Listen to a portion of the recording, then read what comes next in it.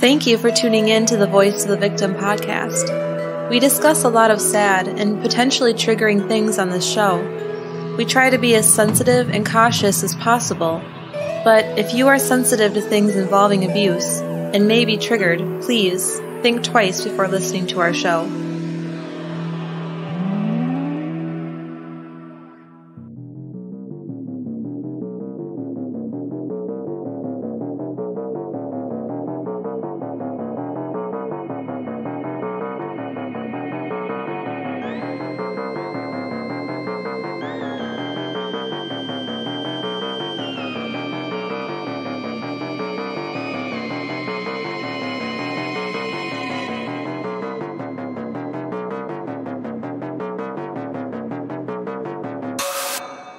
Welcome to the Voice of the Victim podcast. I'm Ryan. And I'm Rosie. How are you tonight, Rosie? I am good. I just took a shower, so I'm zen as can be. Glad to hear it. Well, today we have a very special listener story. It's our first interview-style listener story for a while because we just discovered a new way to do it where we can have pretty decent quality. Did we or did she? You're right. We discovered it thanks to the help of our listener who's telling her story tonight, Grace. She thought of this idea, and I was like, why haven't I thought of that yet? We did it over Zoom. Because Zoom has pretty decent recording quality, and they record for you, and you can see them, so... Yeah, all around, it was like a more intimate setting of being able to see each other and read each other's faces and emotions. I thought it was really good. It was. So from now on, if listeners want to tell their story themselves... And if they're comfortable. Yeah, we'll be doing it over Zoom. I mean, you can always leave your camera off, too, if you're not comfortable being on camera. Right. And we're not going to post the actual video footage anywhere. So, I thought it was exciting because I was kind of bummed out that we couldn't find a good way to get good quality call-in stories. So, now we got that figured out. We have 2 patrons to thank, and then we're going to skip our review this week because it is a pretty long episode, and we just want to jump into it. But, thank you, Katie. And thank you, Ashley. Thank you guys so much for your support. We appreciate it more than you know. This episode of Voice of the Victim podcast is supported by Best Fiends. Now, you've heard us talk about Best Fiends. It's the colorful and fun puzzle game with literally thousands of levels and tons of cute collectible characters. If you're tired of the same old puzzle games, Best Fiends is the game for you because they have something new every day, including events, challenges, and new levels to keep you entertained. It also keeps your mind active with challenging but fun and casual puzzles. So Rosie, what's going on in your little world of Best Fiends? I love Best Fiends because it's so easy to play. I find myself playing it at the end of the day and it's not stressful or anything. I can just do it while I'm watching TV. I don't have to worry about being anxious. That's why I really like Best Fiends. Very nice. One of my favorite parts is the epic music after you accomplish something. It just makes me feel pumped that I'm progressing through the game. And it's also cool that you don't need to be connected to the internet to progress through the game. So join me and the millions of other people who are already playing this fun puzzle game. Download Best Fiends for free on the Apple App Store or Google Play today. That's friends without the R, Best Fiends. So we actually did this story over 2 different days because we didn't have time to do it all in one day. And Grace's brother, Daniel, joined in. Both times he kind of showed up in the middle, but we kind of edited it together to be fluid. So when you hear him pop up, no, he wasn't there the whole time. So if he has questions or whatever, that's why. With all that out of the way, now here's Grace's listener story.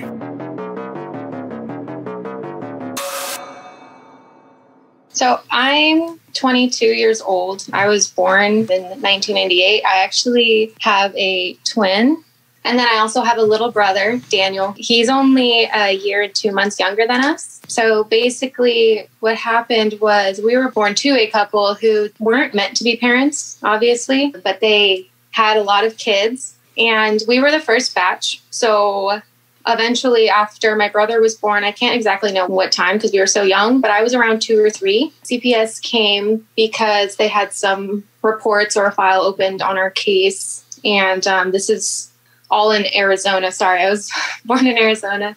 And they came and gave my parents an option, actually. They could either keep us and they would have to enter a program with like rehab and meet certain requirements each month, or they were going to take us away. And they opted for them to take us away. So that's when we ended up in the system. Wow. And After how old that, were you again? I don't know the exact age. My brother had already been born, so I was either 2 or 3, but I was very young. We went into the system, and our biological aunt, she wanted to take us in and stuff, and we were really close to her, it felt like. So we would stay with her for anywhere from 3 months to 6 months, and then we would go and live with a different family or a different facility. And then for some reason, we would end up back at her house. And now that I'm older, I know that they would just go on trips and stuff. So whenever it was like convenient, they would take us back into their house. But whenever my uncle would come home from Iraq, they would put us back into the system, go do their thing, and then come back and get us. Sounds hard. It's pretty unstable. Yeah. It's mostly confusing. Yeah. Like as a child, you just don't really know. But at the same time, like it really affected us later on, especially with my brother, I would say. He had the hardest time attaching to our parents because we were still adopted pretty young. So we were bouncing back between my aunts. But during that time, we had been in like one major facility where it was an orphanage, but I don't know if that's what they called it because we weren't, I don't know. But it was a large facility for kids out here in California. And so we were put into California's system by default. And so we would go into that large facility or we would go into different foster homes.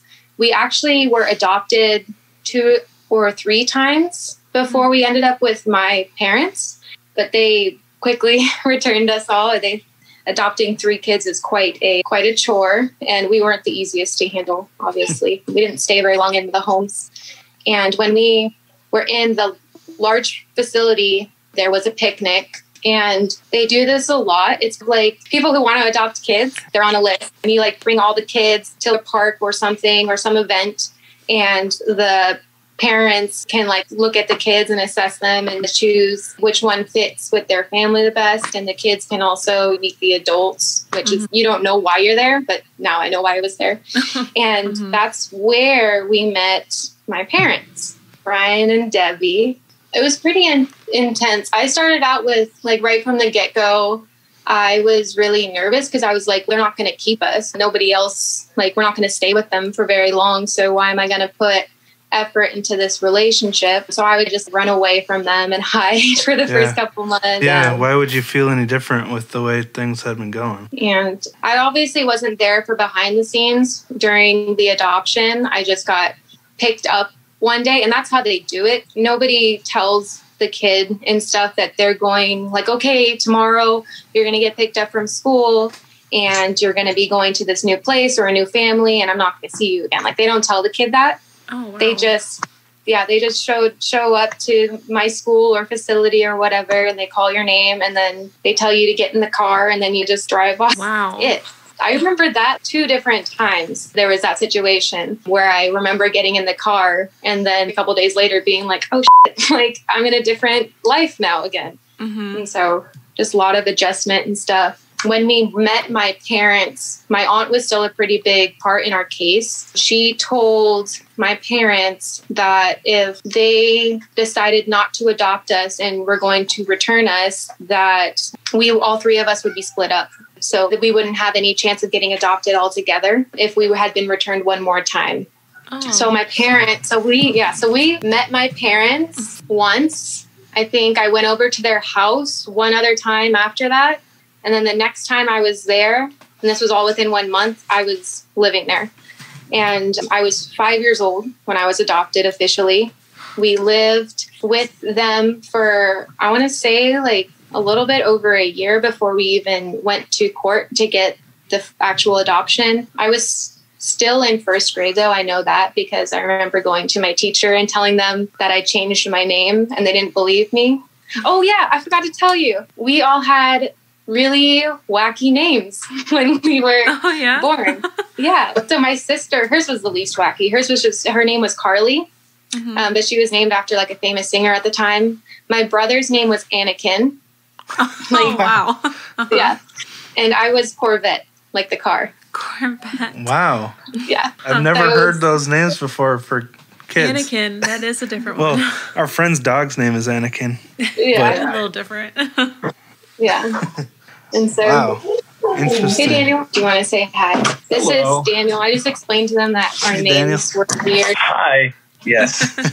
Okay, so we got adopted, but we were with them for a year, right? Before we had actually been adopted. Around a year, yeah. Something like that. It was a while. And it seemed like everything was pretty okay. Like this family that we ended up with, our parents, they were well off. Like we were going to be taken care of. My mom was super cool. She took off like 6 months to take care of Daniel because my sister and I were old enough to just go into school. Or whatever, and I was rowdy. Yeah. And so my mom stayed home and took care of him. So I don't know. It was just like really good for a little bit. And I can't like exactly pinpoint when everything started, really. It was very gradual. My dad, so he was our main abuser. It was very slowly. So he started with me. I remember being super close to my dad, and I cherished that for a really long time. Looking back, I can see how it could have been borderline like obsessive. Like I always had to be around him. I was never allowed to spend the night at friend's house, which is pretty like typical when you're younger. But as I got older, I saw that it was like weird. I didn't have like very good relationships with a lot of different people. At family events, I would be next to him. I wouldn't really venture too much. Or if I did, I would have to come back and check in with him and stuff. And at this time, I shared a room with my sister. So I don't know. I can't like. It's hard to say. Yeah. It was almost 20 years ago. Yeah.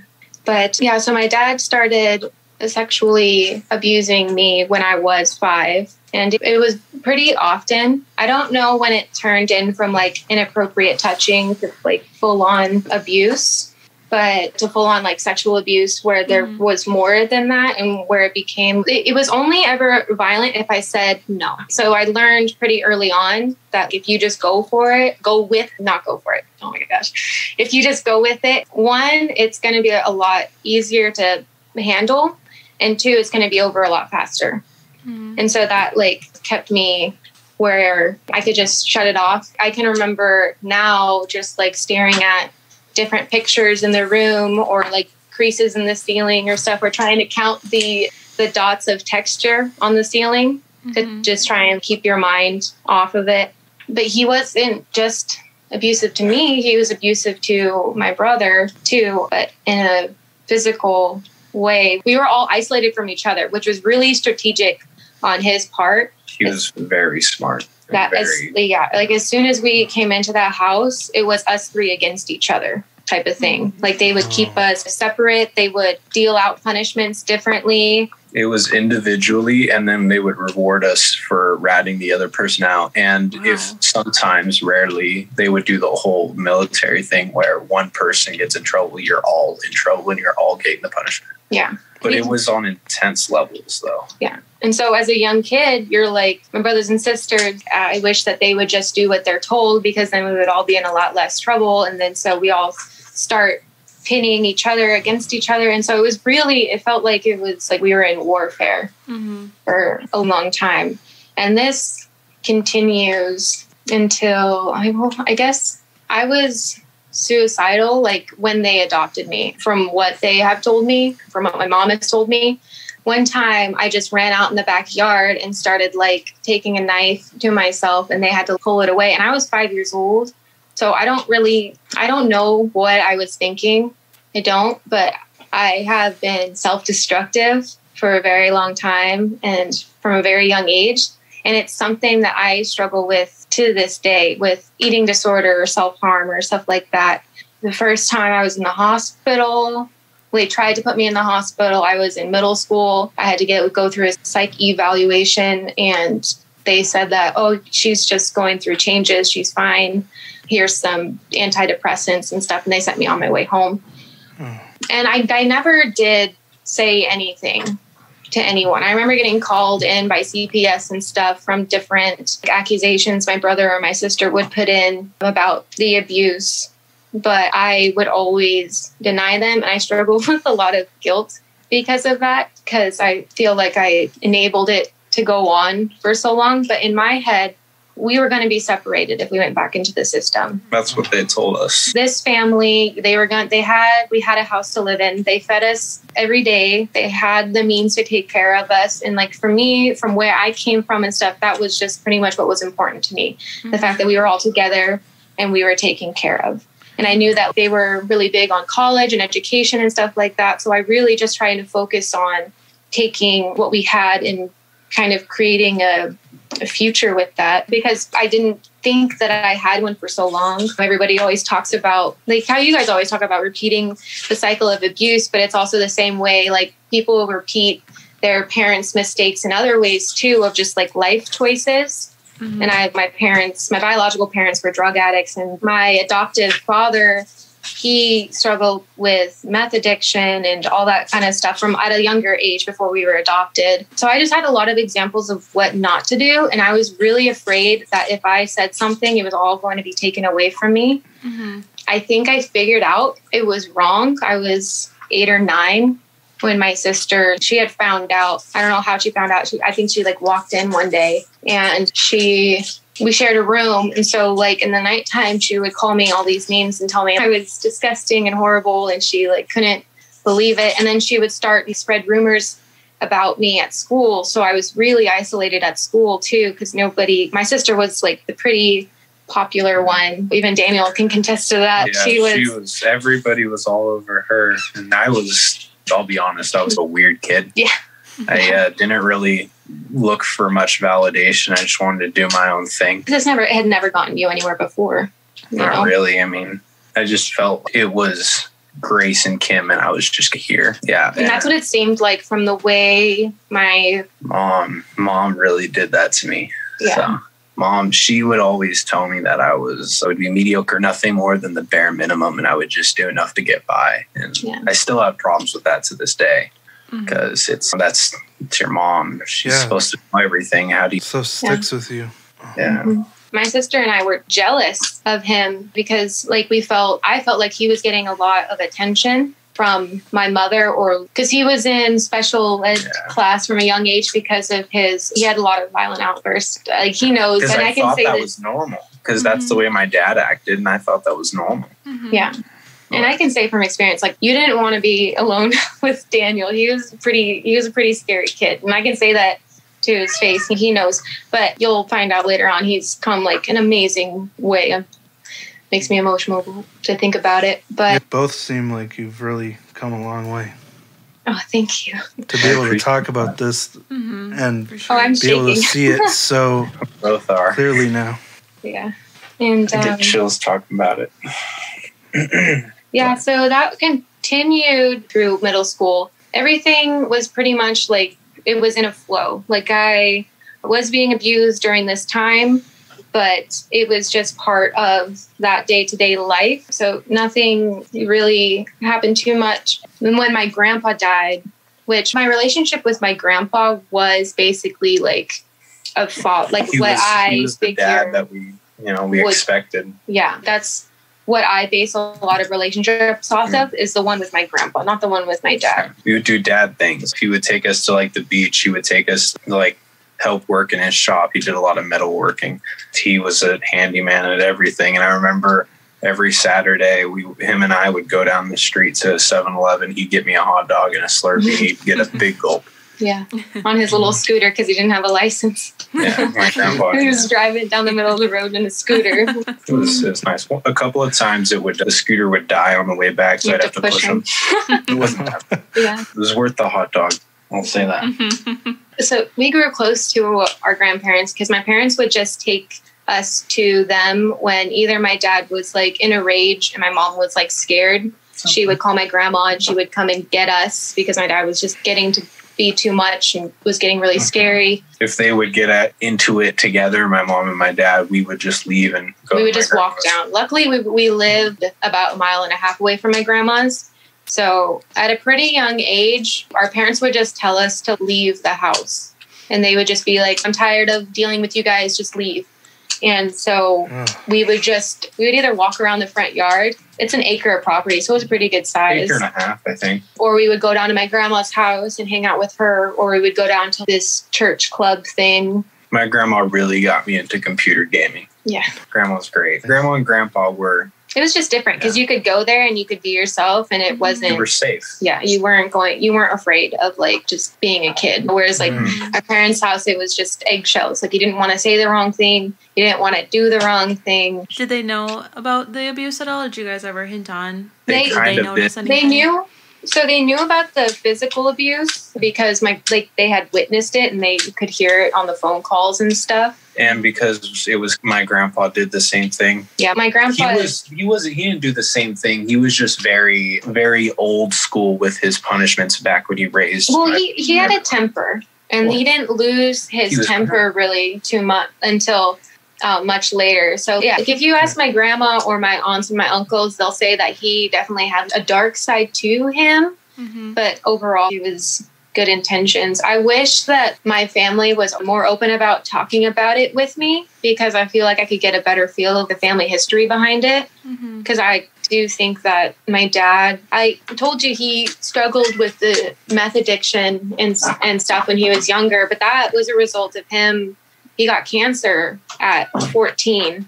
Wow. And so back then in the 70s, like, you're not supposed to make it. So he just dropped out of high school and stuff and just did his own thing. He went to all the treatment and stuff. But then all of a sudden he was older and he had beaten the cancer, and he was like, what do I do now? So he went to go work for a construction company, and that's where he got introduced to meth. So he struggled with that for a long time. And then I guess one day he like scared himself, I guess, and he decided to get clean, and he went back to school and became an engineer. And he was a senior engineer. And that's where he met my mom. They met in school and they hated each other.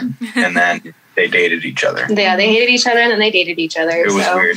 It was all history after that. And my mom, her story is like even more interesting. Yeah, Mom lived through Vietnam War. Like She's born in a very wealthy family. So she was the tail end of it because she was born in 1966. But yeah, she grew up in Vietnam. She was born to a rich family. And then when the currency changed overnight, they were dirt poor. My grandpa basically abandoned them. And my grandma would come and go trying to get different odd jobs. But my mom is one of 6. So they're living in this hut in the middle of the jungle trying to take care of themselves. Mm-hmm. So that was her life growing up. And I can't even... I can't even imagine. They all made it. They all made it here. Yeah. She came here when she was 20. She's the middle child. And she worked for a little bit, enough as to save enough to go to school. She learned English through this church program that happened at nights. And then she went to community college. That took her a long time. It took her 4 years to get a 2-year degree. And then she went to university. But she freaking made it. She didn't even speak English when she got here. And by the time she was 35, she was married and graduated and with an engineering job. 2 engineer parents. They were bringing in a lot of money. Yeah. So we're growing up. We get through middle school. My grandpa passes away in my last... Grandpa on my dad's side. Yeah, white grandpa. I guess I don't know if I can say that. That's what we call him. White grandpa, Asian grandpa. White grandpa. I think it's fine. Yeah, he passes away. And that was really hard. That was the first time I ever dealt with death. And I can say it didn't really sink in until too much later because he was on hospice. So when I walked into that room the day after he had passed and everything was put back to the way it was before he was in hospice and stuff, and the medical bed was gone and the nurses weren't there anymore, it was just like, that's really what sunk in with me, like how permanent death is. And that really changed because I don't think I understood like my self-destructive tendencies for a long time. But once my grandpa passed away, I was able to look at it and be like, I don't want to leave. I just want it to end. Does that make sense? I don't know. So he passed away and I was going into 8th grade. So I was 11 or 12. So when he passed away, that was really hard. But we ended up going to a completely different high school than what was in our district because I had so much trouble with the kids at school with having relationships. And my sister, they were afraid of her going into the wrong crowd because she was so popular and I was so like isolated. They were just like really concerned. So they thought the fresh start would be the best. And I was really scared. I don't like strangers and stuff. My sister was excited because she did know one or two people at this new school. So we were both going to get a fresh start. I started playing water polo and swimming. She decided for her extracurricular, she was going to go into band, and everything was going really good. And then like halfway through our freshman year of high school, she had fallen in with the wrong crowd. And from what I know, from what I've seen, she was just smoking weed, which is when you're that young. I remember like she would wake up in the middle of the night in like a rage and start like throwing stuff around the room and yelling words that didn't make any sense and stuff. So I think that she might have been on something else. My parents were pretty stone cold. Like, she's on something else. We need to take care of this. The reason why I don't remember a lot of this is because I had my own separate room, and we shared a room. If I were to come out, it's the whole, you don't wake dad up. No. That was it. It was, if you wake dad up, it's not a good thing. Yeah. And it was like, even at Aunt Shara's, you weren't allowed to come out of your room until you were invited by an adult type of thing. Like, you don't get to just wander the house or do whatever. Like, it's very, you just do what you're told when you're told. And when you're not being told to do anything, you're waiting to be told to do something. Did you tell them about like the types of things mom and dad would do to us? I don't remember a lot of like the disciplinary abuse, because I just shut myself off for a lot of that, but Daniel has a really good memory of it. Yeah, it's my dad would, when he would get really malicious, he would usually take me out to the garage, and the garage was like a place that I dreaded. He would, if I had a red day, like a red card day at school or whatever in kindergarten, which means that you were like acting up or something, being a little ass or something. And he would be like, all right, we're gonna go to the garage.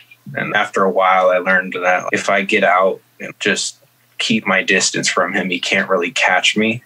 That would piss him off even more. Yeah, but that was the trade-off. He would get more frustrated, and it would get worse later on.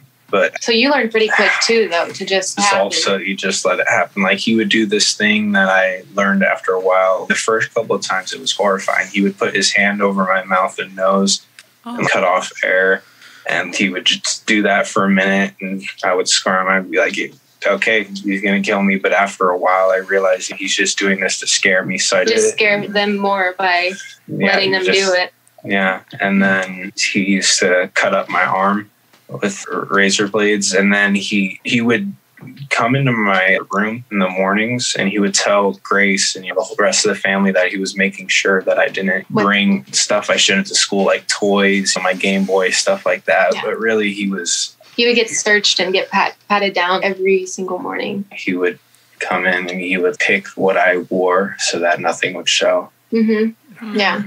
He would pick out my brother's clothes. And I still wear long sleeve shirts to this day, because short sleeves tend to ride up and people ask questions, and I don't, it's like, it's whatever. Or if they were like doing a lazy punishment or something, they would just lock us out of the house, or we would sleep in the garage.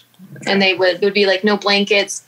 Sometimes when we were really young, they would just leave us all together, like naked and outside, and which was like super humiliating. Yeah. They used to strip me naked.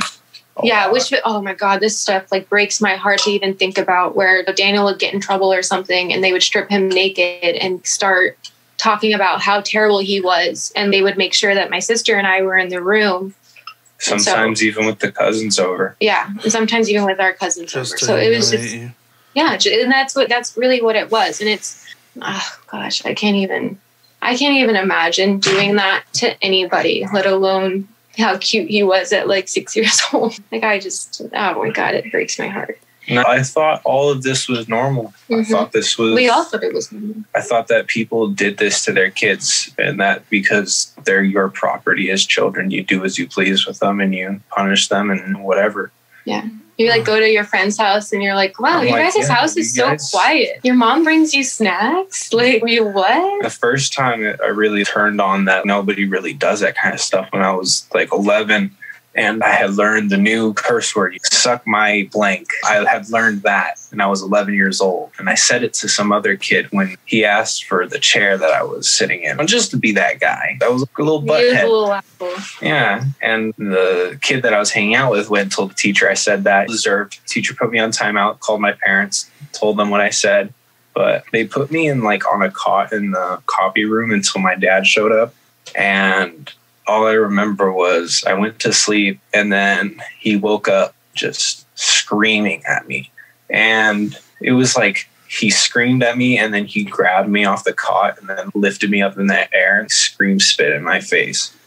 And I didn't think much of it at the time. You're just like, oh, shit, I was just like, okay, here we go. Mm-hmm. And then the next day I came back, and there was this kid, one of my friends, his name was Reese. And he was like, hey, man, we heard your dad yesterday. That was pretty scary. Are you okay? I'm like, yeah, there's dad for you. Like, your dad doesn't do that.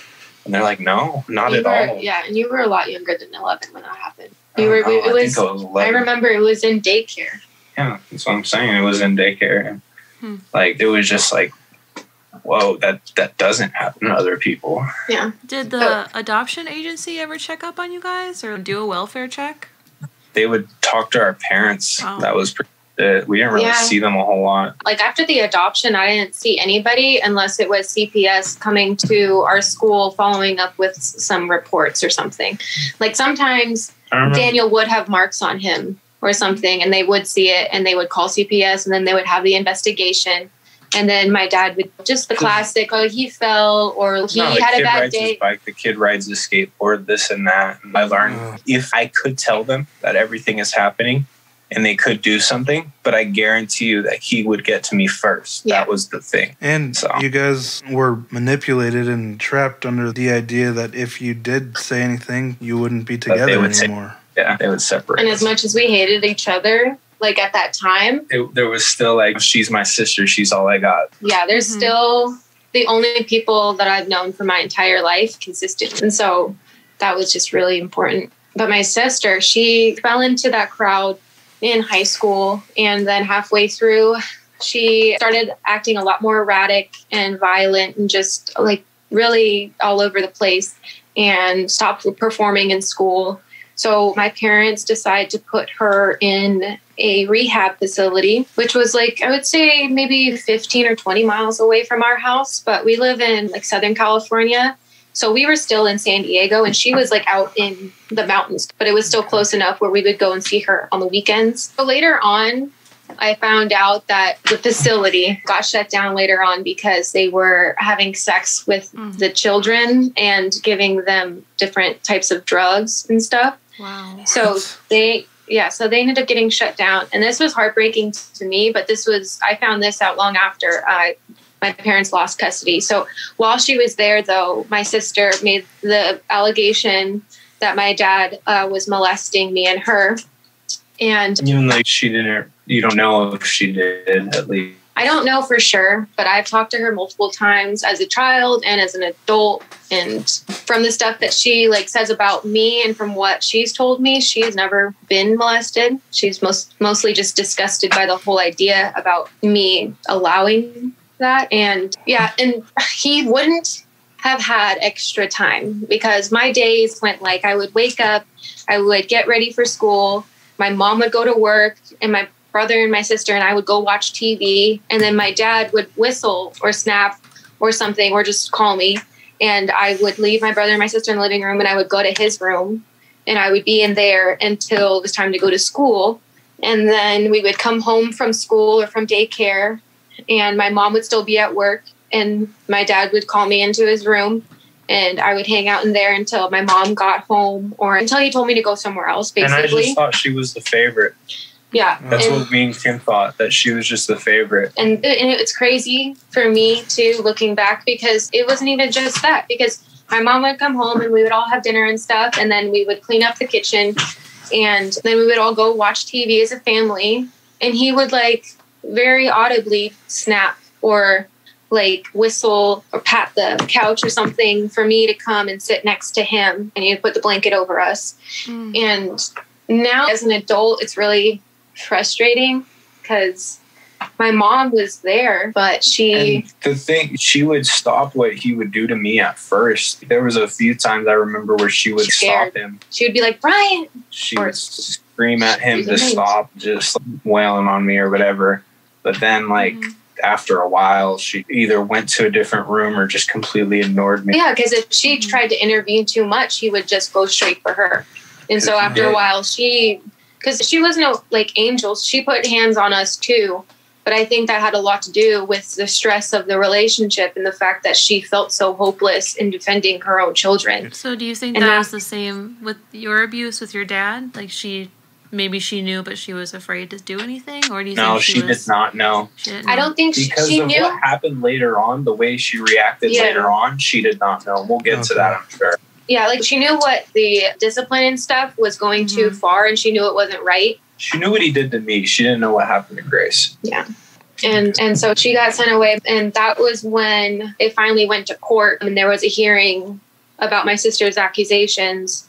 And they called me in as a witness. And I sat on stand and testified that it wasn't true because I was so scared. Like, I looked at my sister in the courtroom, and it was like the ultimate decision of betrayal. Like, I had hoped that I was just going to get through this and we were going to move on with our lives one day and everything was going to be okay. At least we were all, I don't know what I thought was going to happen. But when it came time for the trial, I didn't even have to talk to my dad. He coached me when I was little. He would tell me, like, okay, like, you can't tell anybody about this. It's not right. I remember on New Year's Eves and stuff, he would have this thing where I would be on the couch with him. And he would, like, whisper, and he would be like, okay, it's another year. This year you're going to be 13. Like, we have to, this is it. This is the last time. Make it worthwhile type of thing. And my abuse didn't end until I was 17. Yeah. And so I sat on the stand and I testified, but my parents lost custody of my sister. And that makes sense too, because one, we're not biologically related. And two, she was 15. So in the eyes of the court, like, they felt like she had enough to make her own decision. And if she didn't want to go back, she wasn't going to go back. And she had our biological cousin, the daughter of Aunt Shara, was going to allow her to live with them. So she had a place to go. She didn't want to live with my parents. We made these accusations. I mean, my parents lost custody. And that was intense because I grew up sharing that room with her for so long. And even though we were, like, basically mortal enemies the last couple years, it was just like a big chunk of your heart that just goes. And I never lived with her again after that. She started getting into harder drugs and hanging out with a lot of older guys, not like crazy older. She was a minor and she was having friends with people who were just not the right type of guy. It was the same thing for me, though. She would go to the skate park. She would try to meet the wrong people to flag. And she really wanted it. She was chasing that high. Yeah, That's what it was. She was chasing the high. And so what's the next option? You move back in with your biological parents who gave you up for drug use. And that's exactly what she did. She moved back to Kingman, Arizona to live with my parents. And obviously they were full of empty promises and she'd never had a stable place to stay. Her first boyfriend that came along, she went with him. She got into a lot of trouble because the guy was like a drug dealer and he would leave her with the paraphernalia in the car and, like, run off, and she would get charged with the possession or, like, with the stolen car or whatever. And so she's done time, but at the same time, she's not the same person either. Mental illness already runs in our biological family, like, really heavily. And it's something that I know I struggle with. Daniel, I know, has overcome a lot of it. I'm not going to speak for him and say that he still struggles with it too much, but he's definitely grown a lot. But she just went in hard and medicated, and I can't even have a full conversation with her at this point because she just can't. Defensive mode. Yeah, she just can't figure it out. She's just in a different dimension all the time. So she never really stopped blaming you for what happened? No, the times that I do get in a hold of her, it's very hostile, and it's always about, like, her needing me to do something for her and then blaming me for a lot of the stuff. But right about when Kim started, I guess she went to Italy for a little while, and then she disappeared, and then they had worked really hard to get her back. But right around when Kim was lost in Italy and stuff, I started getting into the wrong crowds of people and becoming more violent and unpredictable, and he would disappear for days. And he was only 13 or 14 at this time. So it's pretty alarming. He would run off and he wouldn't come home. When he was home, it was just a battlefield. At school, he would have a lot of outbreaks, and he felt, I don't know, I think it was just everybody was like against Daniel. I felt that way. Mm-hmm. I felt that way. I felt how Kim does right now. I was that way for a little while. Mm-hmm. And so eventually he gets sent to a boarding school type of deal. After getting into substances and stuff as well. But my parents and Grace didn't know about my substance abuse because... Yeah, and we're not talking about weed on that one. I made it my passion to hide it. I was very good at hiding the things that I did that didn't concern them. How old were you at that point? I was like 13, 14. Wow. I started to do, it all starts with weed. Yeah. It all starts with weed. We're not saying it's a gateway drug. Yeah, it does always start with weed. But I just wanted more. And like, I figured this guy, I'm talking about my dad, this guy is going to kill me before I turn 18. What does this matter? Stuff like heroin and just not the right type of stuff. So would you say it was like a coping mechanism? You were trying to just numb the pain from everything? Yeah. And trying to stay away from home as long as possible. Oh, yeah. I was really good at that, too. I would get a text halfway through school. They're like, can't find Daniel. So we would drive around Lakeside looking for him. And the same thing with my sister. Like, she would disappear for a little bit, and I would be the one to drive around and go in looking for him and her. It was a rehabilitation center / behavioral correction facility. Mm-hmm. And you guys have obviously seen Dr. Phil. Like, you hear the ranch. Yeah, it's the ranch. Okay. There were certain things that went on there that were similar to what went on at the place that Kim was, but it was never to that extreme intent where staff were giving out drugs and having sex with students. It wasn't stuff like that. There were a couple of cases. It was very like militarized. Yeah, it was very militarized. Boys on one side of the campus, girls on the other. Wow. Which makes sense for the reason why the kids were there. At the same time, too, if you're offering up a job and you're like, be a disciplinary at a ranch in the middle of nowhere of 200 kids, like you're not always going to get the greatest people. So the abuse didn't stop at the school.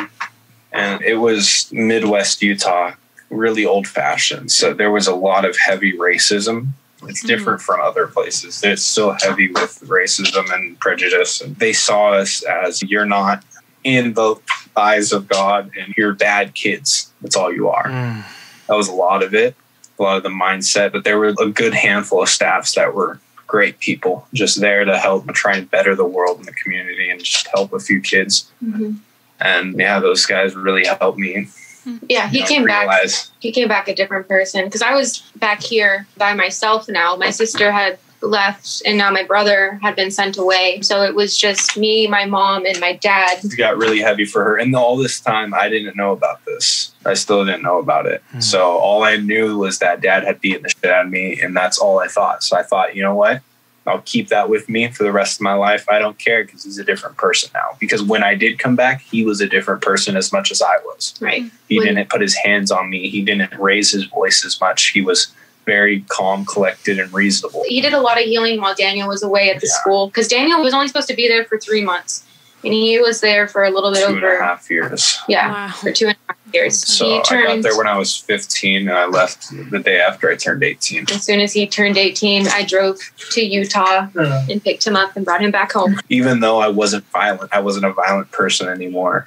I did my best to become as reasonable as possible. You just try to look at stuff from different sides now. Yeah, there's always a way to fix things, and nobody needs to get hurt ever. Ever. Nobody ever needs to get hurt. Nobody should get hurt. Yeah. But they still deemed me a threat to the other students and staff there because I was getting a little bit too much to handle. And he was, getting ready to turn 18. He was pretty excited. They said that when you're 18, we cannot have you here anymore. Because a lot of times they'll keep kids over the age of 18. But for me, they wouldn't allow it. Which I think is funny because he came back and he was not the same Daniel that I didn't like that person anymore. Yeah, like he came back and we were best friends, which is something that we, even as children, you would never even guess that we would talk to each other after the age of 18. Like as soon as we didn't have to hang out with each other, it was done. You probably wouldn't hear from the other. But now, ever since he's come back, you're 21 now. Yeah. So he's my best friend. Like we hang out pretty much every day. He comes over to my house. City over, and I still come over every day. Yeah. Wow. It's really impressive that you were able to find that mindset of being calm and being able to look at things from different angles after all the physical abuse. Just to be able to get to that point, it's really impressive. Yeah, after I came back, I tried to actually focus on things like going to college, getting a job, stuff like that. But I just kind of lost interest in school like always and kept working, started saving up some money. And then Grace, we were both working at a cafe at an airport, a really small private airport. Yeah, I had been working there. There was a position that opened 3 years down the line. She was like, hey, you want to come work? I'm like, all right. Yeah. And then I started working at the cafe. I was 17. And when he came back, I got him a job there. So he had some income trying to get himself on his feet. And I was going to school at that time. I was playing water polo. She was also coaching. Yeah, I was coaching the high school team that I had graduated from. He was captain of the water polo team in our high school for 3 years. But so we were going to college. Daniel was doing okay. I had a little bit of a mental breaking point. My sister texted me saying that she needed help, that she was ready to get clean, that she was scared, and she needed me to come pick her up. And she's in Arizona. And so me, being the sister that I am, I get in my car and I drive to Arizona and I go and I pick her up. She did this all in one night. Yeah. I didn't even know she was gone until she came back. Yeah, because my parents said no, but my sister said that she was scared, so... How long of a drive was that? Yeah, it sounds like a long drive. It was 8 hours to get there. Wow. Yeah, it was really far. I did that, brought her back here. I put her in a hotel room because my parents wanted nothing to do with her. I put her in a hotel for the night because I was going to get a hold of our social worker who handled our case from a long time ago to see what different resources they had for rehab, because I couldn't pay for it. But because we were previously adopted, the county is responsible for certain things up into a certain age, and she would still fall into that. And right now, Grace thinks that she's going to save her sister. That's what she's trying to do. Yeah. Yeah, I'm thinking that, okay, I just need to get through this one night, and I need to take her to a hospital or something before she changes her mind. I want to be hopeful. That night we're in the hotel room and stuff, and we're okay. We're just hanging out. As soon as Grace leaves the room, she turns to me and she asks me if I know if there's any place that she can get weed, heroin, or a cigarette. Yeah. Yeah. And that's where I was like, wow, she really thinks I'm like that. Yeah. And then towards the end of the night, I was like, okay, we're going to wake up tomorrow and we're going to do this and that. And she's like, okay, but tonight this guy's going to come over. You know, my old friend, like an old friend from high school and stuff. And I was like, no, he's not going to come over. I know why you're inviting him over and stuff. He's not a good guy. And she starts getting mad and violent and starts hitting me and throwing stuff around the room. And so I ended up leaving because I didn't know what to do. And I come back the next morning and the lady at the front desk stops me and she's like, hey, I need you guys to vacate the premises. And I was like, oh, like, what's going on? And she's like, well, all last night we got complaints up and down your hall of yelling, dog barking, like the smell of smoke coming from your room. I got fined a whole bunch. And when I went up to the room to let her know what happened, she told me that I was lying. She's like, no, you're lying. You just want this room for you and your boyfriend so you can blah, blah, blah. And I'm like, no, that's not true. She starts getting violent again, starts throwing, starts screaming. I don't know what to do. I call my dad and I tell him, I was like, can you call the police for me? Because at that point, I didn't know what else to do. Because if I didn't call the police, the lady downstairs was going to call the police because we needed to leave within the half an hour. And so the police come and they come in the room and my sister is just off her fucking rocker. When I mean like she can't comprehend or give out a full sentence without just being all over the place and you're not knowing what she's talking about. That's what I'm saying. And then the police officers were like, holy shit. And they ended up handcuffing her, and she's screaming and she's crying, and it was just terrible. So they take her away because I showed them the text of her saying, I need you to come get me. I'm in trouble. If you don't come get me, I'm going to hurt myself. I'm going to kill myself. Like, I need you to come. I need you. And so I showed him these texts because I was trying to get her put on a 5150. So that's a 72-hour hold because they're a danger to themselves or to somebody else. So I was like, okay, they're not going to arrest her for this. I don't want her just taking her out of the room and then putting her on the street and being like, okay, like you just can't go back in there type of thing. I needed her to be put into a cell or something so that she could sober up in that 72 hours and then she can decide. And so I got the 5150 because of the text, but then my biological mom came from Arizona at the end of the 72 hours and picked her up and brought her back. So it did not work the way I wanted to. And now she's just back in the exact same stuff, if not worse. Yeah, and now she has more to blame me about because I'm sure she didn't have fun, but You had literally no options given except call the cops. The cops were going to be called. Yeah. So the next day, after she had gone back to Arizona, I had a really bad day at school. For some reason, I felt like super invisible. Like I went to walk up to my friends and they all, this sounds stupid, but they all walked away. And it was, at that point, I was like, okay, I'm going to go home and I'm going to take all my brother's pills and I'm just going to go to sleep. And I didn't go to practice that day because I was like, what's the point of going to practice? And then I went home and I took 40 Depakote and 40 Prozac. Oh my God. And then my boyfriend came and he took me to the hospital and then we were on our way and I started crying because I realized again, like that wasn't what I wanted.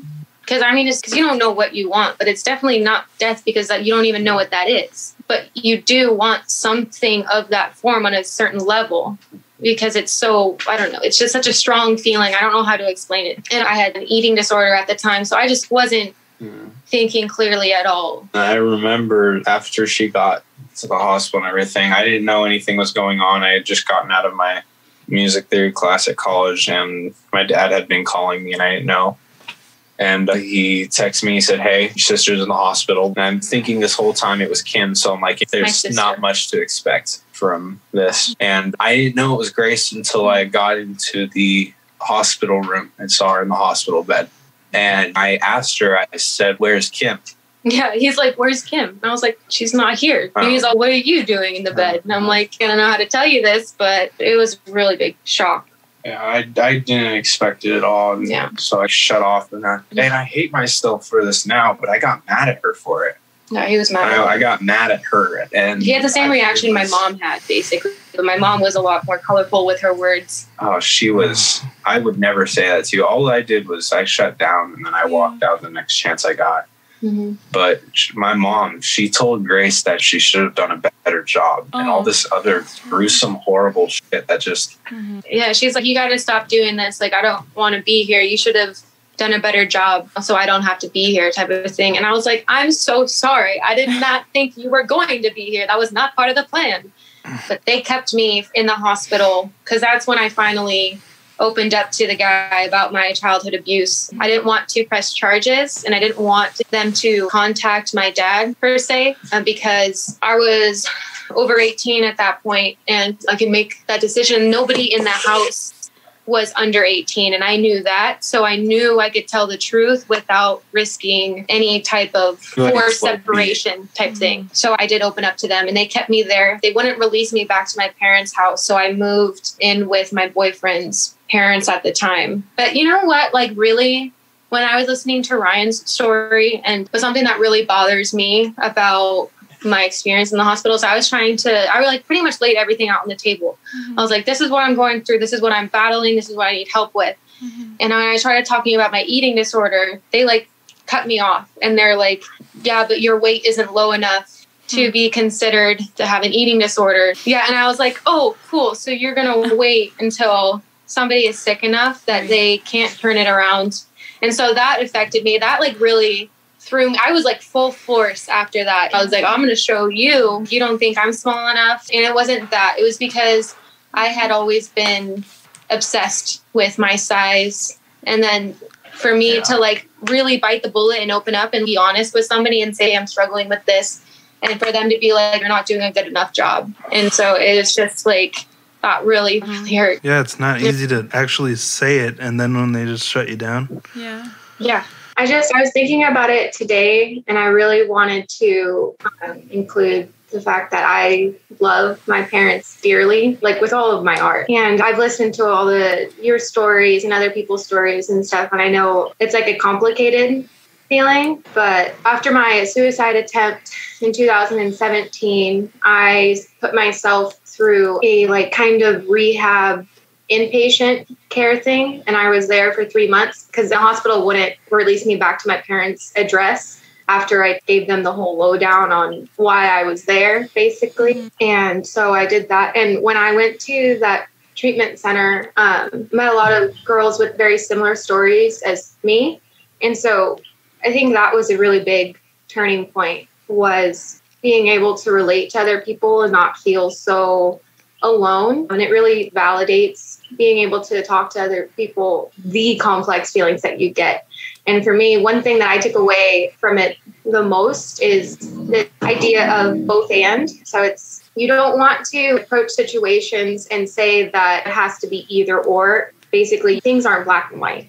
So for me, my relationship with my parents is complicated. I both feared them and, was abused by them, but I also both love them and am grateful for the opportunities that they did give me because they adopted me. And looking back, I think everybody does the best that they can. Not everybody, but I think it's important to remember that. And I know that the way they were raised and the things that they had to go through had a lot to do with their parenting styles, which were not correct. And I won't defend them on that part, but I try to understand where they were coming from. And that really helps with the relationship that we have today. That might be really hard for some people to understand, but just the fact that you're able to look at it from that angle and try to look for the positive in the situation instead of just holding on to resentment and anger, that's really... Yeah, I can't, I'm trying to put myself in your shoes and I'm still like, how? Yeah, I can't imagine having to come to that conclusion anyway, but it's really cool that you're able to do that. Thank you. And it wasn't all bad. We had family vacations. We had birthday parties. We ate dinner together. And it really wasn't all bad. It was just those moments that you just, I don't know how to explain it. Very complicated place to grow up. I think we understand what you're trying to say. Okay, yeah. It's impossible to make sense of it because it's such an unnatural thing to have to work out in your head. And so after my suicide attempt, I went to treatment and I actually shaved my head. And a lot of people compared me to Britney Spears. And I don't know if I exactly want to dispute that too much because it was very similar. When I was shaving my head, it was the idea that the hair that I grew back was going to be mine. Because hair for me, growing up, was a big deal. My mom is Asian. My natural hair color is like a blonde red. And so she valued it way more than she should have. I was never allowed to choose anything to do with my physical appearance and stuff. So I shaved my head as not like a stick it to them, but it was more of me claiming control because I had always done it through self-harm and eating disorder and stuff. And when I was in treatment, it was a turning point for me. And I just wanted to grow this hair that was completely mine. Only people who I said can touch it have touched it. So I did that. I was there for about 3 months. Again, I met some of the most amazing women in my life. And I'm really grateful for that experience. And then when I came out, I went to live with my boyfriend at the time, the one who had taken me to the hospital. He had been together since I was 14. So we had been together for about 5 years, but I only stayed at his parents' and his house for just a couple of months because he was going to go off to college and he wanted me to basically just continue living with his parents while he was in a different city. And so I actually ended up moving back into my parents' property in a trailer. I didn't know what else to do. And again, at that time, my dad and I still had he knew that I had said something, obviously, because I was in treatment and stuff. But because I didn't want to press charges, he didn't have to deal with anything like that. And so it was like pretending everything was just back to normal, which I know was not the healthiest decision. But for me, I just wanted to keep going to college because I put myself through all of my education and stuff like that. So it's really expensive. And especially living in San Diego too on your own, I just didn't have the means. So we ended up breaking up because he obviously was not happy with my decision. And I feel, I don't know, I have a lot of guilt towards that relationship too, because I can see how we both put in all of that work to get me out of that situation. And it just seemed like I was ready to put myself back in. But I honestly wasn't comfortable with staying with his parents, even though they were amazing, but it just wasn't home. And I don't know what exactly that feeling feels like, but I don't know, living in somebody else's house, I wasn't a fan. So I moved back there, and my brother is back at this point. So we're living together, but he's in the main house and I'm in the trailer on the side yard. And so our relationship got even stronger because we just got to spend more time together. And we actually got to talk and just be there for each other, I guess. And my dad at this point, too, he was a different person. Like for me, the abuse, it went on until I was 17. But after I had turned 13 or 14, he lost some interest in me. And now I know it's probably because I was getting older. So that wasn't a huge part of it anymore. And I was able to just pretend like it didn't happen while I was living at the house. And then I got into university. And while I was coaching, I met my current boyfriend. He was also coaching at the high school. And my first semester of university, we moved in together with where we're at right now. And he's good. So I moved out of there. And we would have family dinners about once a week. And like at least once a week, I would get to see my brother, my mom, and my dad. And we would all have dinner and stuff and kind of talk about the week and whatnot. And on one of these dinners, I was in my parents' guest bathroom and I wanted to play on the iPad. And so I grabbed the iPad, which is in there. It's my dad's iPad. And so I was like, oh, I'm going to play Candy Crush or Solitaire or something. And then I go in and there's no games on the iPad. And I'm like, oh, that's weird. The only reason he has this iPad is pretty much to just play games or check emails with the big print and stuff.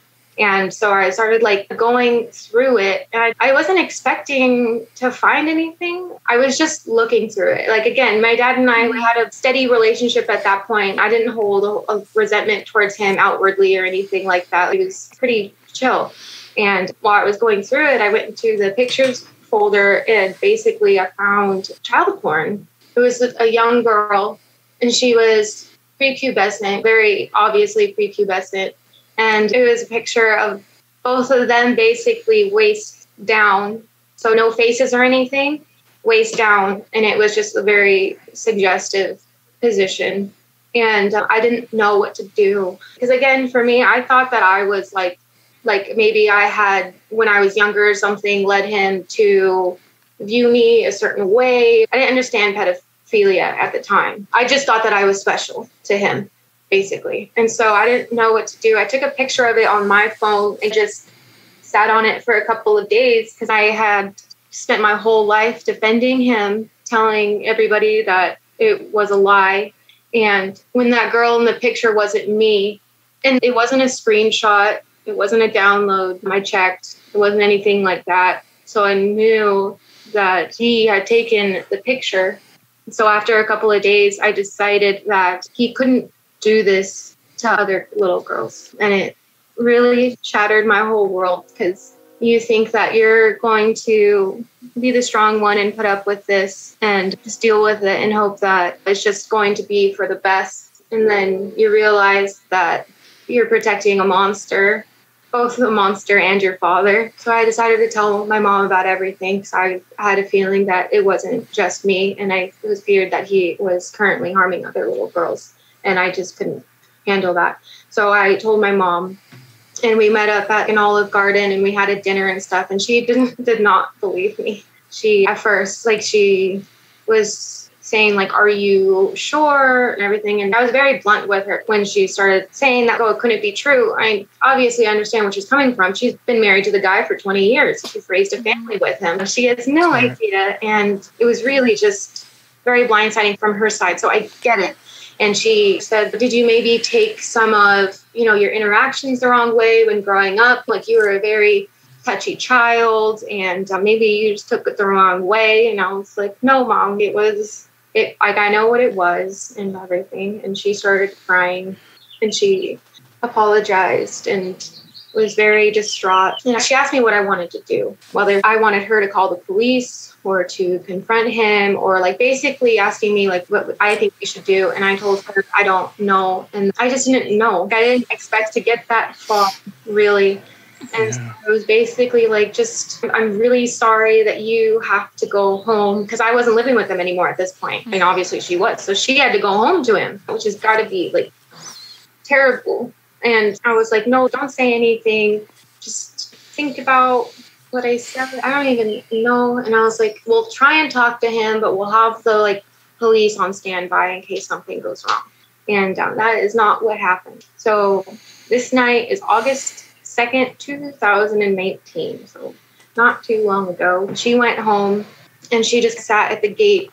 This is from what she told me, because I had gone back to my house. So she told me that she had gone home and she just sat at the bottom of the driveway for a while. And then she called my dad and asked him to come down because my mom still had my brother living in the house with them and my grandma was in town visiting. So she called him down and she basically was all like asking him, like, is what Grace said true? Which I don't know how you're supposed to handle it. I don't know how you're not supposed to handle it, but this is basically what happened. And she confronted him and he started yelling and getting very angry and like accusing her of all this other kind of stuff, telling that I'm a liar. And look at him, he couldn't possibly do anything like that. And he goes up the driveway and leaves my mom in the car. And my mom calls me and she's like, I don't know what to do. I talked to your dad and he's really upset. Can you come over? I just want us all to be together and stuff. And I was like, okay. And so I tell my boyfriend and stuff, and I was like, I'm going to go back to my mom's. I'll let you know what's going on. Everything should be fine. And then I get another call as I'm leaving, and she says, hey, your dad just left, and I can't find the gun. And she asked if I could still come over. She wanted us all to be together because my brother had no idea what was going on, and my grandma really had no idea what was going on. She can't speak English. So I get there. I'm driving there, and I see my dad coming down my street. And he's coming down my street, and I had already left the house, but I'm watching him. He pulls, parks in front of my house, and he's just waiting, and he's calling me. And my mom has already told me, don't answer his phone call. I don't know what he's going to do. Don't answer his phone call. Don't go to him. Just come to the house so we can all be together and safer that way. I just kept driving to my mom's house after watching that. And then I called my roommates and let them know that my dad's off his rocker, and if he comes to the front door, just pretend nobody's home, basically. And my dad, he threatened suicide. He held that over us as an last-ditch effort to get us to do whatever, or just to make us feel bad for something. Or he would pretend to go on these long drives with us, even as little kids, and pretend like he was going to drive off the bridge. And he'd be, ready, guys? Here we go. And so all of that kind of stuff. Sometimes he would take me, my brother, and my sister out. If my mom and him had a disagreement, he would take us out and drive us all the way to the desert and then drop us off in our pajamas and pretend to drive away. And so he used scared tactics. And for me, since I had suicidal tendencies growing up, he could really play with me on that. He would always say, if you go, I go. And if I go, you go, type of thing. And so I get to my mom's and drive up, and we're all just sitting there on the porch, not knowing. And then he is still calling me at this point, and my mom says, she's okay, go ahead and answer the phone so that I can hear what he has to say. And I answer it, and I was like, hi, Dad. And he said, what do you want from me? And he said, that's him asking me. And I said, I don't want anything. I just want to know that you're going to be okay. We haven't called the police or anything. Nobody's pressed charges. We just want to talk and work through this. And he asked where I was. And I said, I'm at mom's house. And then he's all like, F you, and you know what you've done. And tell your mom and your brother that I love them. And tell the cats and the dogs that I love them. Tell grandma that I love her. Just know you did this. And you're never going to see me again. And he hangs up. And we're sitting on the porch and we're all just sitting there in silence. And Daniel, he comes out and he's like, what the hell is going on? And I was all like, I found a picture on Dad's iPad. And apparently my dad had already told my brother about it. And I don't know exactly what he said to my brother, but he basically downplayed it and said, oh, it was just porn. And my brother, he'd never like really seen the picture. So he didn't understand what it was. And so as soon as he heard that I found a picture, he was like, yeah, that's nothing. Like, Dad already talked to me about it. You're being ridiculous. What are you doing? And I was all like, no, like, it's not ridiculous because Dad raped and molested me for 12 years. So I'm just worried. And he was sat there and we all just kind of sat there in silence. And my dad, he comes driving up the driveway real fast in the Jeep. And he slams it in park, and he just sits there and he just stares at me. And he's doing this, and he's just, my mom won't do anything. And he's just like trying to get me to come over. And my mom won't let me go. And we're just holding eye contact at that point. And we sat there. I don't know the timeline on this night, but it felt like we sat there forever. The sun went down in that time period of where we were just sitting there and he was sitting on the driveway. And I was like, okay, I'm going to take Daniel and we're going to go back to my house because he's not getting out of the Jeep. And I think I'm just making it worse. And so we go inside to get my keys, all three of us. And as soon as we walk into the house, there's a loud pop. And it was, I thought that he, again, was joking because of the times that he had before. And when I saw him get out of the Jeep, I was like, oh, he just shot one off to scare us. And then he fell down.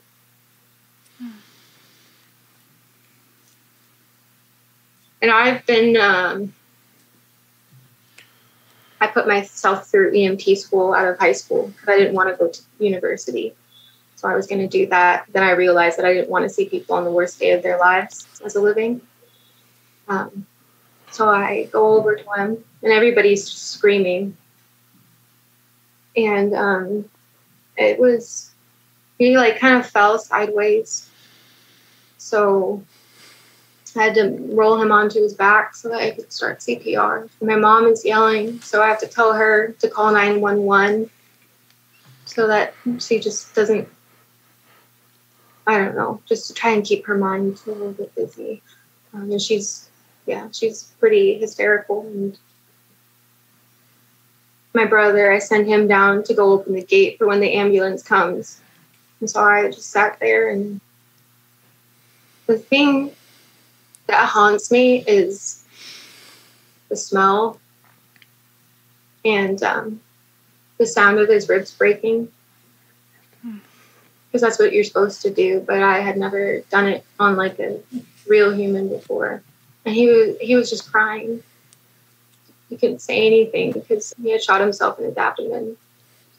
The ambulance showed up and they pretty much just pronounced him dead.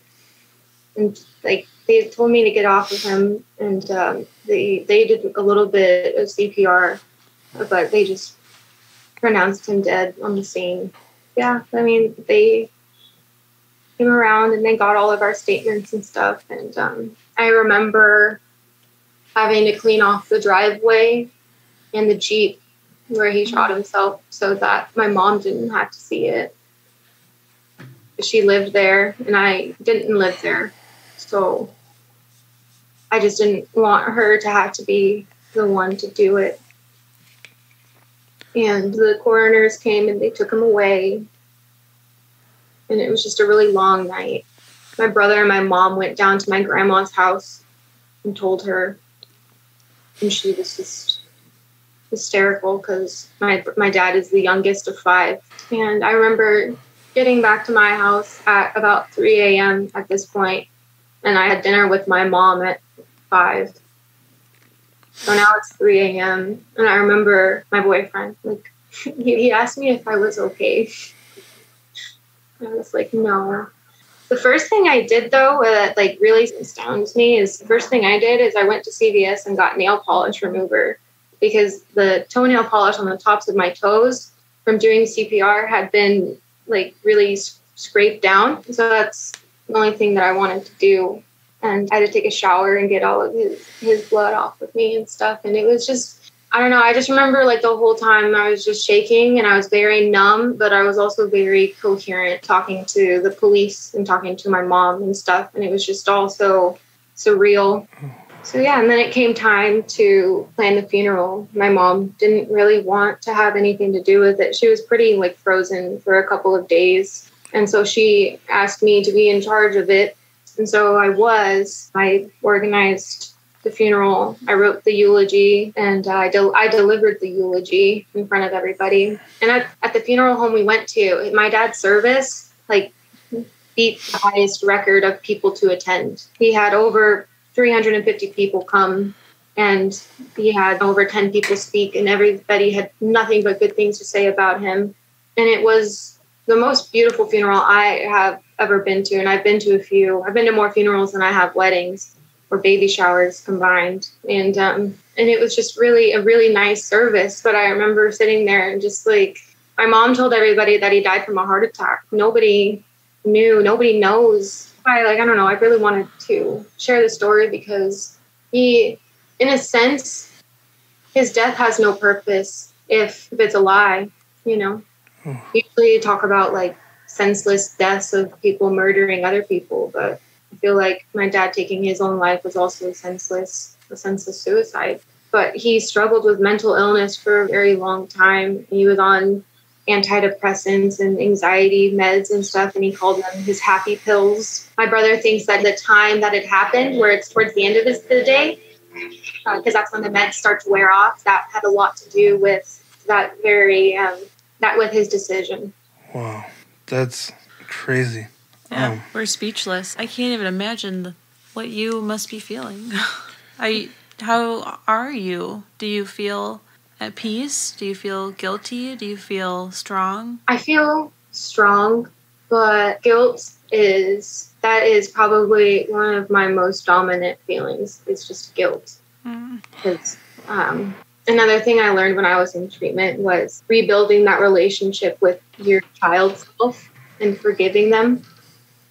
And that's something that I haven't been able to do yet, really. I'm working on it, and I acknowledge that it's there, but I can't authentically say. And for the people who eventually are going to hear this, I don't want to paint this picture like I'm good, because I have nightmares every night. I still struggle with eating disorder and self-harm. All of those things are still, they're not as predominant because my dad was such a big part of my life. Even up until the week before he died, I called him every day and we would talk on the phone. I love him. I really do.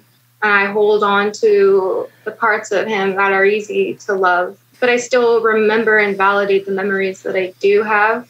His death was so final that I'm not suicidal anymore. Because once you see how permanent it is, you don't realize how permanent it is until you watch somebody's life leave their body. So I still struggle with things that have a lot to do stemming from control, like eating disorder, like self-harm and stuff. But I'm going to graduate with a bachelor's degree in 2 months. Wow. I got into San Diego State, and my first day of class was 4 days after my dad passed away. Oh my gosh. Soon. And you started right away? Yes. Yeah. Wow. School was very expensive, and I had already gone through junior college, put myself through that much school. For me, I just needed to keep going. That's what helped. Up until I got this current job right now, I had 2 jobs since I was 16, trying to save up and just get myself out of that situation. Really just wanted to distance myself from them and that abuse, but still carry on the relationship that we had, because I'm adopted. I know what it's like to not have family. And I just really wanted to take what I was given and just try and to make the best out of it, even though it was shitty. And I know now that they don't necessarily deserve that relationship. But for me, it's not about deserving it. I want that relationship. I want a mother. I want a father. And I was working towards that. So I'll be graduated in 2 months from now with my bachelor's degree.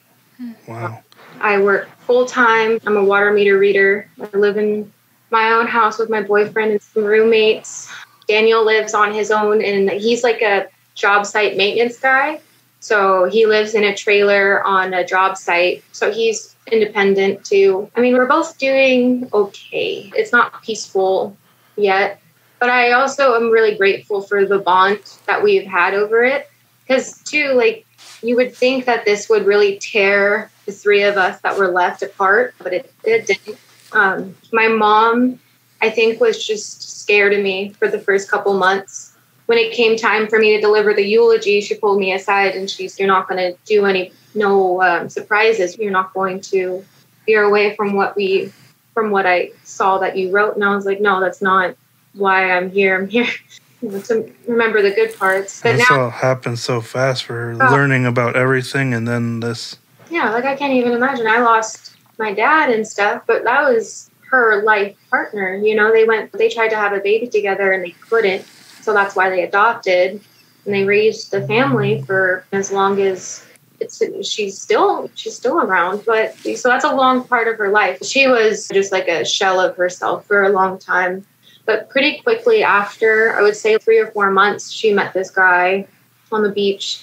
And he's great. He's a really nice guy. He's from Great Britain. He's a doctor. He works over here for Pfizer on cancer research and stuff. So they started hanging out. So now my mom has a boyfriend. He's still around. And for me, like at first, I was really just taken aback by it. So I was like, I thought it was fast. But at the end of the day, it's none of my business. There's no guidebook on how to get through anything, let alone something like that. And I don't want her to be alone. I'm so happy that she found somebody who makes her feel powerful. Mm-hmm. And he really does. He just lets her shine, which didn't really happen too much with my dad.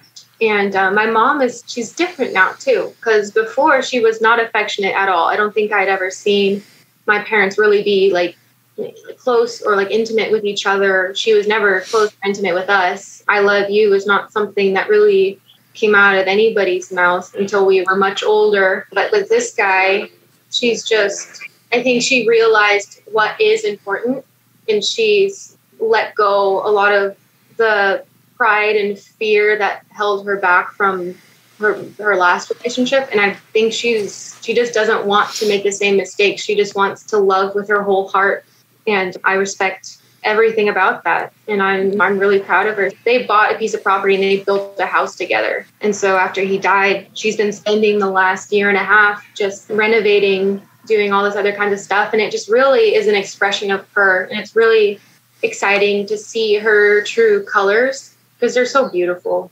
And I'm sad and I mourn the time that we lost. And I'm sad for all of our childhood selves, but I also am just really proud. And I know that you just gotta take it and not repeat it. Because like my brother and I were saying yesterday, my grandpa he was the disciplinary in the family. And sometimes he took it too far. He was in the military, he was in Korea and all that other kind of stuff. And when he came back, all of a sudden he had 5 kids very quickly.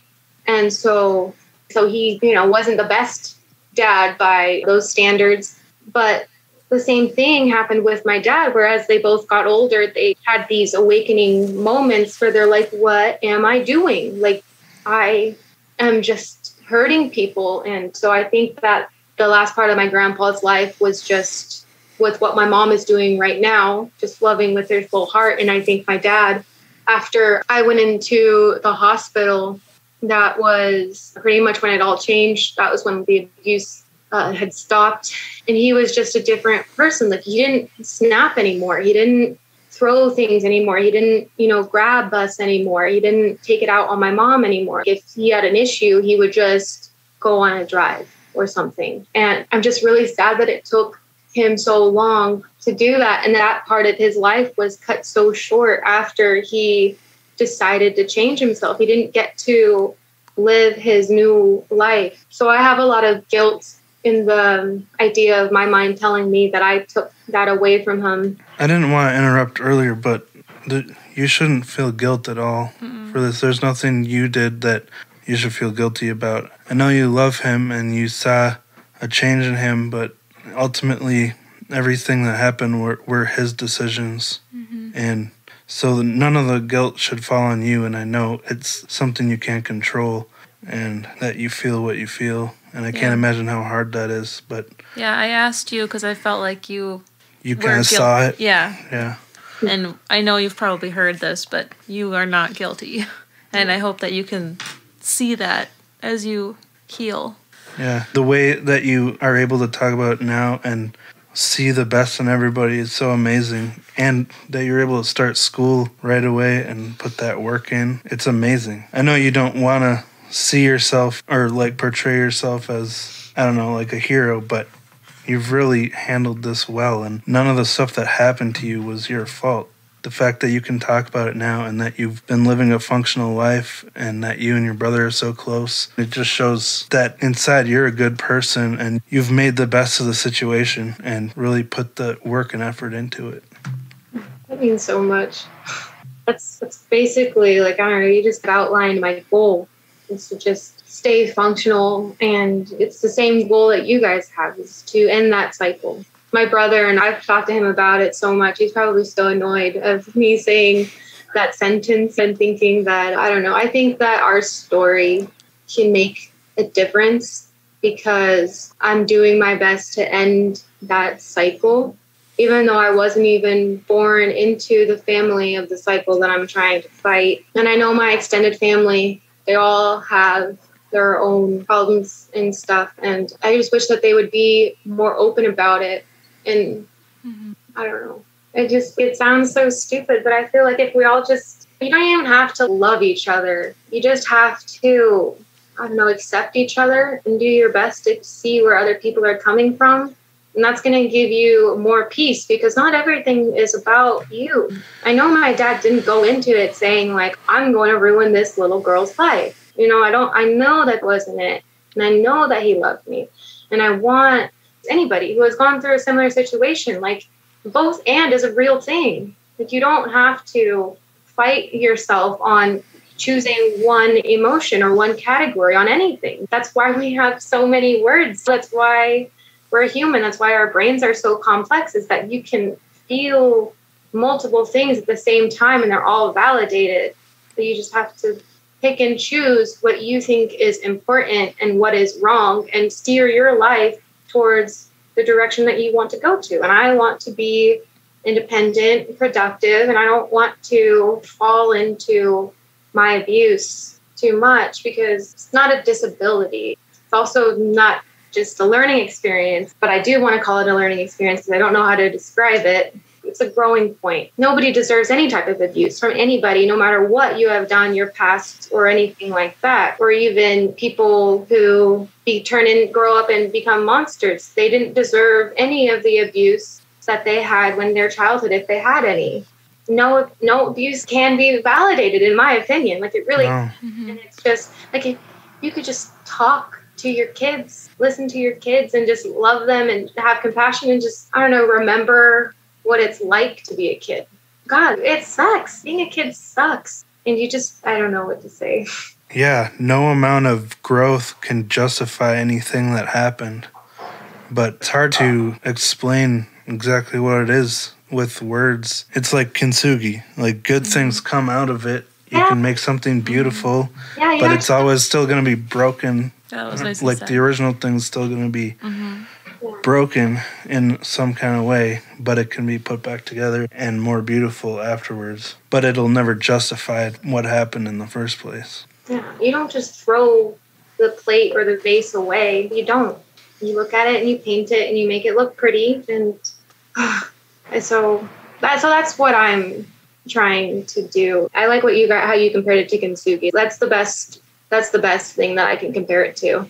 Well, it's really evident that you have made the best of the hand you've been dealt. I don't know how you do it. Like I'm thinking about how kind you are to still look at your dad with these feelings of love, because I am inside like ready to like it's hard for me because I've never defense. Yeah, I want to like hold you. I just can't imagine. It's so hard for me to wrap my mind around that you having these compassionate feelings, because it's just, to me it's so angering, but you have all this emotional, these ties and relationships and memories. I just can't even fathom it. It's like very... It keeps swimming. Yeah. Yeah. Wake up every morning. She says that a lot. Yeah. We just watched that. Yeah, we did. Oh, you're a good swimmer. Yeah. You both are. Thank you.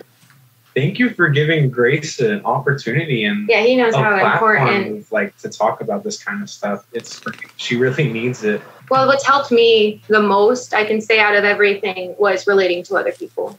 And your guys' podcast, it's amazing because I work by myself all day as a water meter reader. I walk like 10 miles a day. Yeah, like 10 miles a day. Wow. And I'm all by myself and stuff. So I just have like my AirPod in and I just listen, and it really helps.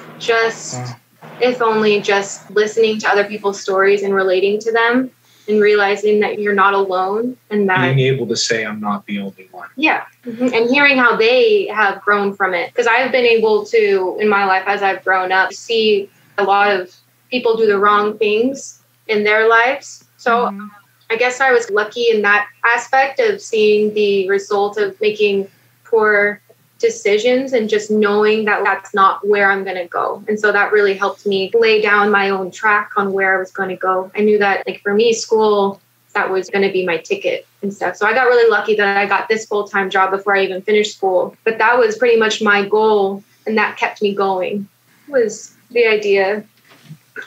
And then, too, just having your own family one day, able to, like, look at that little part of yourself and give them compassion. I think I would like to someday, I guess I'll just say it again, just end the cycle. It's obvious that you're a good person, and that's something you would never do or continue on, because just the way you talk about this whole thing, it's so obvious that there's love in your heart and that you care about other people.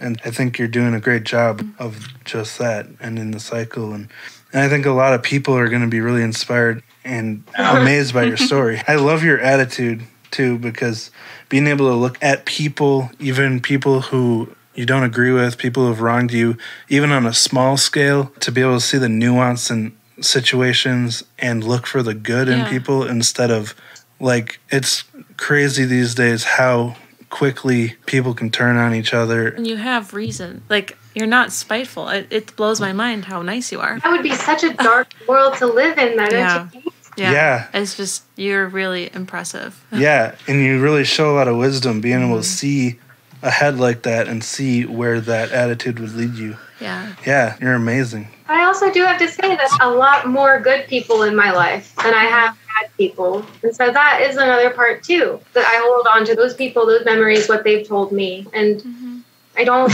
give too much thought to the side of people that is abusive or manipulative or scary, because I know that's just them projecting some of their own stuff, and they can't know anything about me. The only person who knows fully about me is me, because I got my own head and stuff. So I don't know. I feel like that is something, like what you said. I really appreciate that you think that about me, because that is something that I strive to, be.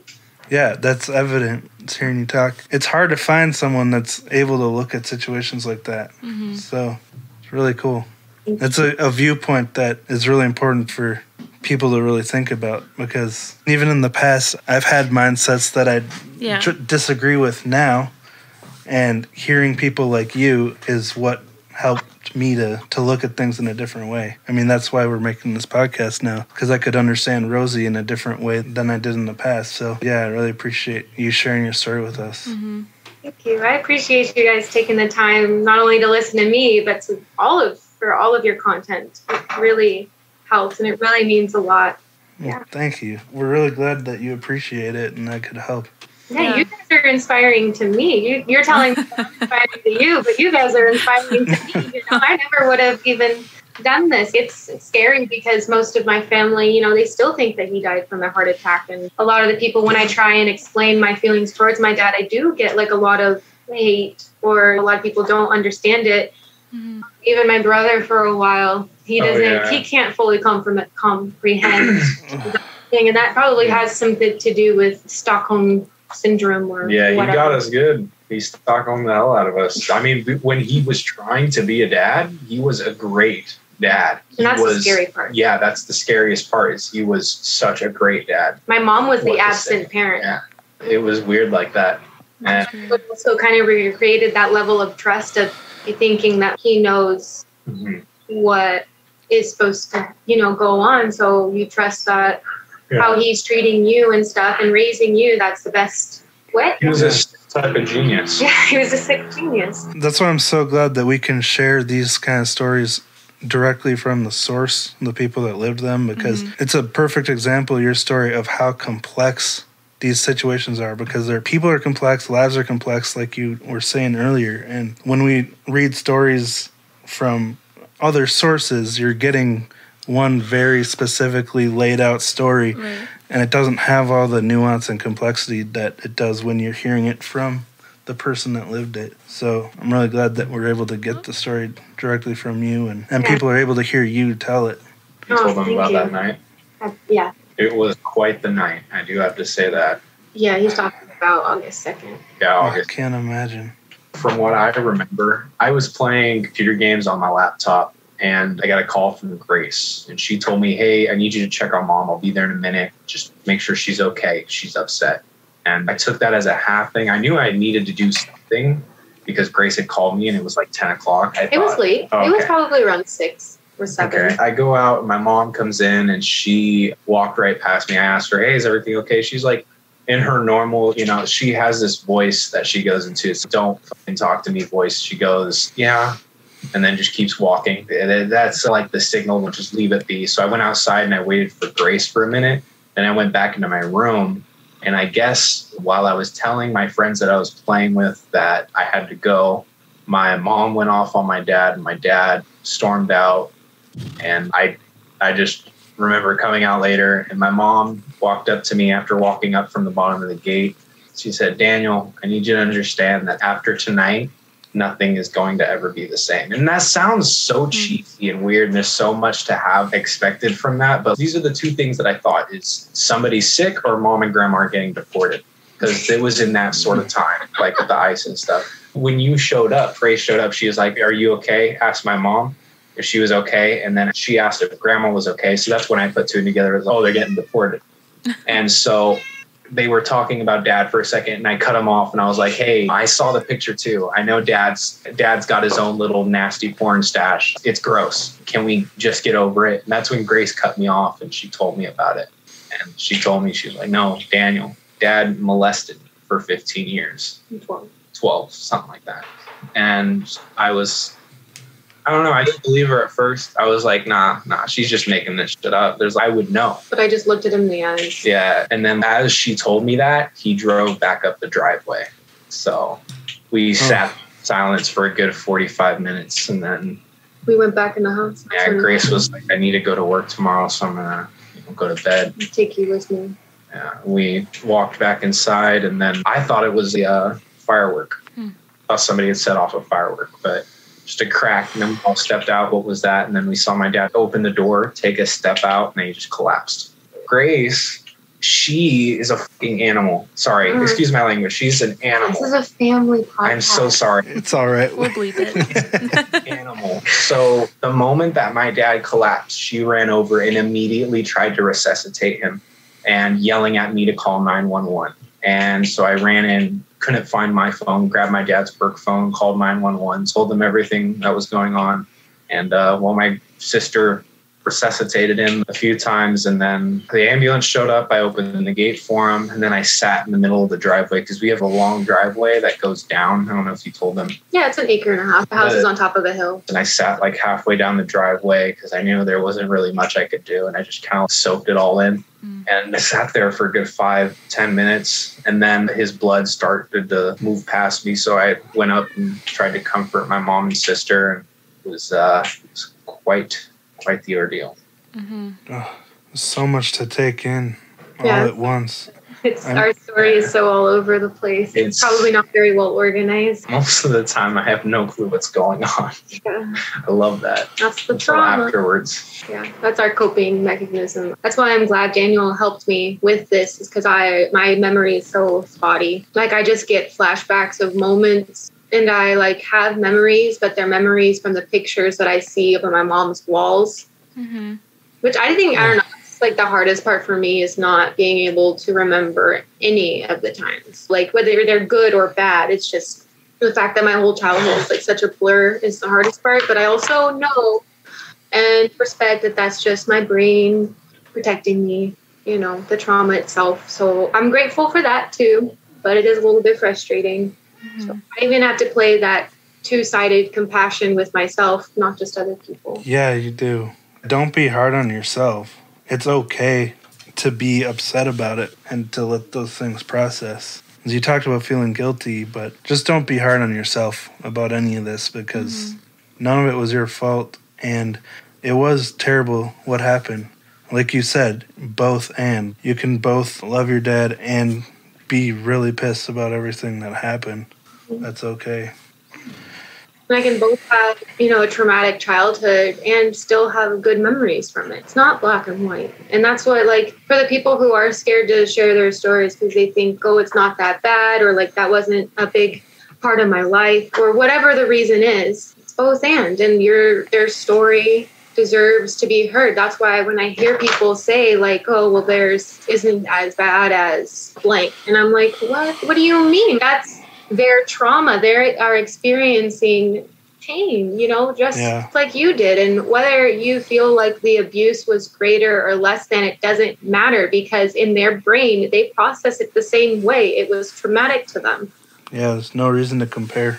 Yeah. Oh, gosh. Yeah, that's what it is. That's what I'm saying, basically, is don't compare. That's probably the most unhealthy thing you can do. And the most unhealthy part of today's society is the fact that we compare ourselves so much. Grace, are you able to get any counseling or help, or do you have any coping mechanisms that you use now? My new job really helps. I like being outside. The physical part of it's nice because it really helps for me to stay busy. But since I got this new job, now I do have access to healthcare that would allow me to get counseling. So it's something that I do want to look into. It's just that until I finish with university, that ties up most of my funds. And so once I'm done with that, though, I'll be able to kind of unfreeze myself and figure out who I am on a more intimate level with myself. So I'm excited for that. And I don't want to blame school or anything, because I know that it's not an excuse. And I know that therapy is the best option. The few people that I do talk to about it, they all say the same thing that Rosie says. But, therapy. Some people call it a crutch or something, but it's not. It's so much more than that. It's being able to lay out your scrambled head on the table and then have them go through and help you put it back together. Yeah. You're doing an amazing job right now for not having that. And there's nothing wrong with waiting until you're ready for it or till you need it. But I'm glad you were able to share this, because I can't imagine the frustration of having to deliver the eulogy and go through the funeral and have to hide the things that have been happening to you your whole life and pretend that this was a heart attack, and for all these people to not know. It's amazing that you were able to accept that and wait for the right time, and I really respect you're able to do that. But is that something that frustrated you a lot? Oh, yeah. I had the whole time in my head, my eyes were just glued to the back of my head because I was just so annoyed. And I felt like when I told my mom about it, it was okay, this is yeah, things are going to be different now, but it's going to be different for the better. Like, I'm not hiding anymore and I'm not protecting him anymore or anything like that. And then for him to just make that split-second decision, and then I'm back in the spot where I was before, it was just really, that was frustrating. And then for everybody to come up to me and embrace me and tell them how sorry they were. They knew how close me and my dad were. Everybody would call me his little shadow or like daddy's girl and stuff. And so for them to all say this kind of stuff, it was really difficult to have to do that and pretend, basically. But I was still mourning. So it wasn't, I don't know, I was able to separate the two. I feel like I have had to do that for a lot part of my life. When as soon as my dad shot himself and I went into that, that mode, basically, I felt just like how I did when I was younger, trying to get through, every day. Like trying to help him was kind of your way of coping in that moment, distracting yourself from what was happening. You just do what, like, my mind just goes into like autopilot, basically, when something like that happens. It just takes over and my emotional side of myself just takes a back seat. And so that's how I was able to get through a lot of it. And that's why I don't remember a lot of it. Wow. Thank you for taking the time to share this. And I can't imagine how you did it. And I know it had to be really difficult for you to sit here and tell us all of this. Oh, yeah. I want to thank you guys Speechless. for listening. Point the camera down on my lap. I have to have 2 cats on my lap for this. Queso and burrito. I'm like double catting it for your story. Yeah, that's our story, unless you wanted to add anything. You covered it pretty all right. Thank you. Really appreciate you guys taking the time. And I'm so happy that I actually preferred it that we did it in 2 days, because I really wanted to make sure I put in that first part about how the feelings towards my dad are just so complicated. Say that like love is in there.